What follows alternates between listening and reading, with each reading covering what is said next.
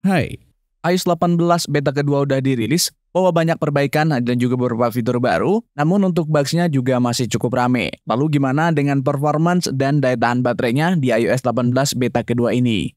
Kita bahas, let's go!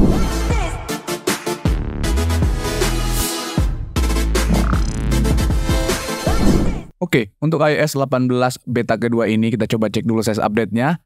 Ini adalah iPhone 14, size update-nya lumayan agak gede, 1,31 GB untuk iOS 18 versi kedua ini untuk betanya.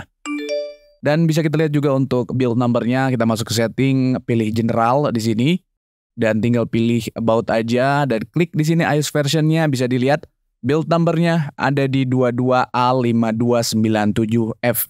Masih cukup panjang perjalanan versi beta ini, ujungnya masih F, tinggal kita tunggu aja untuk update-update selanjutnya.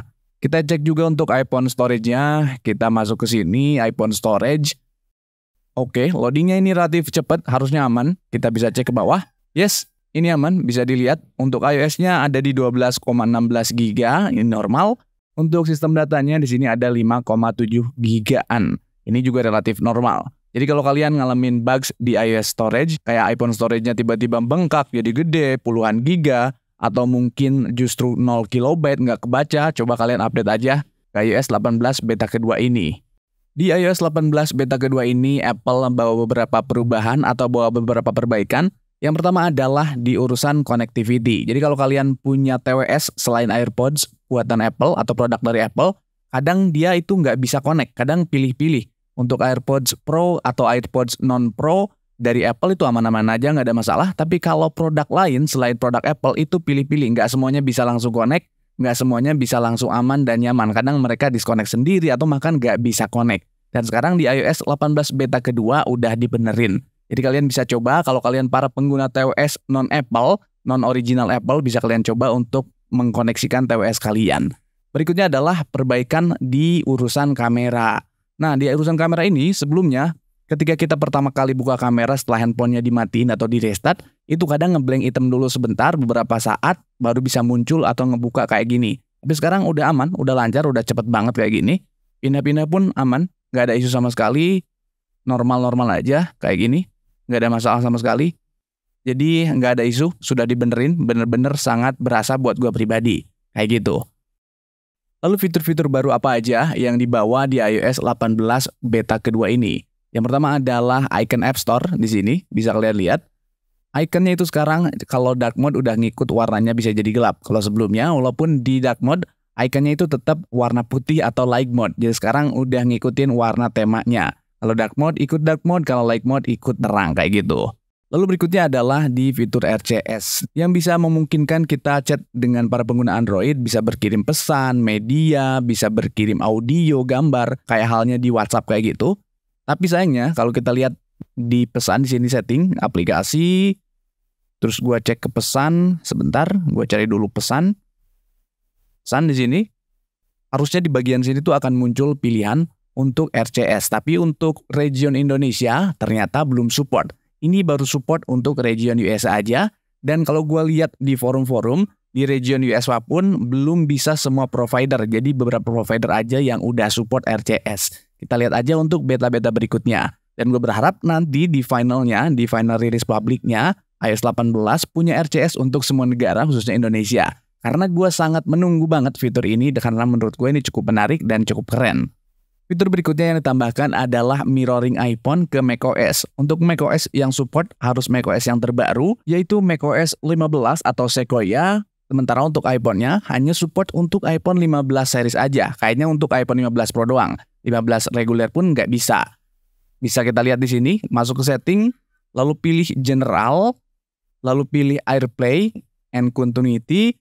Harusnya kalau support di sini tuh ada opsi iPhone mirroring, tapi iPhone 14 punya gue ini memang tidak support, maka nggak ada muncul pilihan opsi di sini. Harusnya kalau memang support iPhone 15 Pro sampai iPhone terbaru nanti iPhone 16 dan 16 Pro pasti akan ada pilihannya di sini, yaitu iPhone mirroring. Jadi kita bisa mengoperate iPhone lewat MacBook kita atau Mac Mini kita atau Mac Pro kita yang udah pakai macOS 15 atau Sequoia. Lalu berikutnya bisa mengoperate semua apapun yang ada di iPhone kita secara seamless. Dan uniknya, tampilan UI di iPhone-nya itu akan dinonaktifkan atau bisa juga kita lock screen aja si handphonenya, si iPhone-nya saat kita operate mirroring dengan macOS yang kita gunakan. Jadi sebetulnya ini fitur yang ditunggu-tunggu, cukup keren, dan bakal berguna banget buat banyak orang. Tapi memang sekali lagi harus support dengan device yang terbaru. Hal lain juga yang ditambahkan di iOS 18 beta kedua adalah di bagian control center. Kalau kalian lihat di sini, di bagian tombol power, kalau kita klik gitu, kita tekan mau matiin, itu ada haptic feedback-nya. Kalau di aplikasi sebelumnya atau di iOS sebelumnya, itu nggak ada haptic feedback-nya. Tapi kalau sekarang, pas kita tekan tombol power-nya, akan ada getar gitu, kayak feedback kita ngetik di keyboard.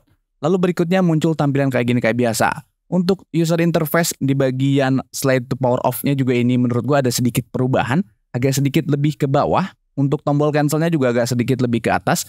Jadi antara tombol cancel dan di slide power off ini lebih ke tengah posisinya, nggak lebih mepet-mepet ke bagian-bagian layar ini, kayak gitu. Lalu fitur tambahan lainnya adalah kalau kita melakukan SharePlay dengan menggunakan FaceTime. Kita bisa mengoperate iPhone maupun iPad lawan bicara kita. Kita bisa ngasih tutorial langsung di layar device mereka. Mereka langsung bisa ngeliat di layar device mereka karena bisa kita operate dari jarak jauh. Selain itu, kalau memang dibutuhkan, kita juga bisa melakukan drawing atau coret-coret di bagian layar device-nya dan nanti bisa dilihat langsung oleh lawan bicara kita sehingga bisa lebih mudah lagi untuk memahami apa yang kita sampaikan atau apa yang pengen kita jelasin ke lawan bicara kita. Lalu gimana dengan urusan performance? Sejauh yang gue pakai selama 2-3 harian ini, untuk urusan performance menurut gue ini nggak ada masalah, nggak ada isu sama sekali. Untuk suhu dari iPhone-nya pun ini relatif aman, normal, nggak ada overheat atau baterai sampai boros, ini nggak ada masalah sama sekali. SOT yang bisa gue dapat dalam 2-3 hari terakhir ini lumayan cukup tinggi. Dari 100% sampai 20% itu sekitar 6-7 jaman dengan menggunakan jaringan Wi-Fi. Jadi nggak ada isu untuk urusan performan. Namun memang ada isu di beberapa detail aja, ada beberapa bugs yang mungkin bakal mengganggu untuk daily kita. Nanti akan gue ceritain bugsnya kayak gimana. Dan gue juga coba melakukan untuk tes performance menggunakan Geekbench 5. Di sini udah ada hasilnya. Kita cek history. Dan di sini kalian bisa lihat untuk hasil dari CPU-nya. Untuk single core didapat skor 1109. Untuk multicore-nya didapat skor 2039.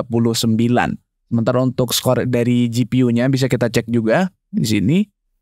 Lumayan cukup oke, masih stabil di 5.000-an. Untuk ukuran iPhone 14 ini masih standar aja dan nggak ada isu secara performan di atas kertas. Karena memang yang gua rasain juga memang nggak ada masalah sama sekali. Lancar-lancar aja di semua aplikasi, aman-aman aja, nggak ada kendala dan nggak ada masalah sama sekali. Berikutnya ada beberapa bugs yang gua temuin di iOS 18 beta 2 yang secara langsung gua rasain dalam sehari-hari. Yang pertama adalah di icon home screen-nya, bisa kalian lihat di sini. Icon home screen-nya itu pada ngeblank. Dan kalau kita klik, itu bakal muncul ikonnya. Kalau kita drag lalu pindahin, itu bakal muncul ikonnya. Coba bisa dilihat kayak gini.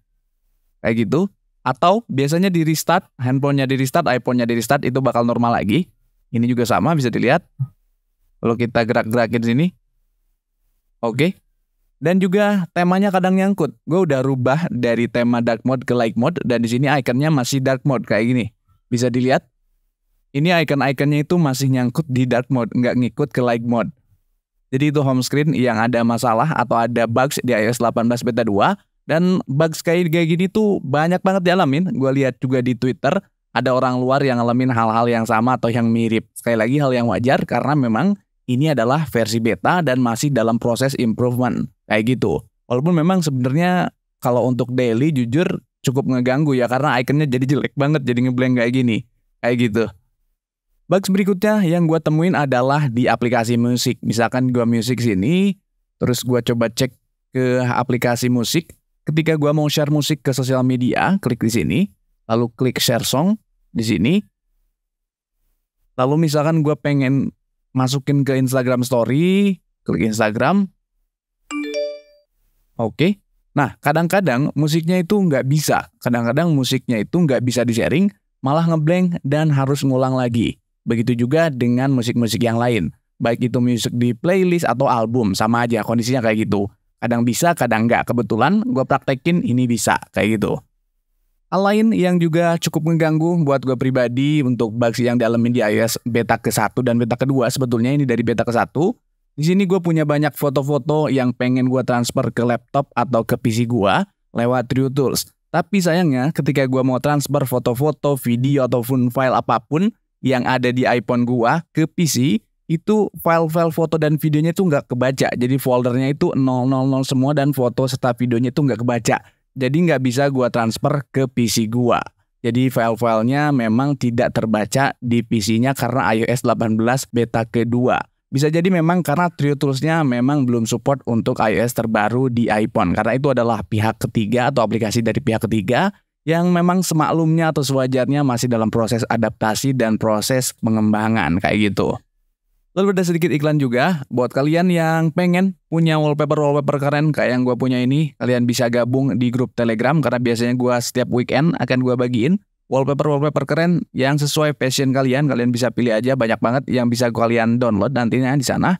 Jadi kalian tinggal klik aja, linknya ada di deskripsi, tinggal kalian join grup Telegram aja. So, itu aja mungkin informasi yang bisa gue share di video kali ini. Thank you for watching, kurang lebihnya mohon maaf. See you next video. Bye-bye.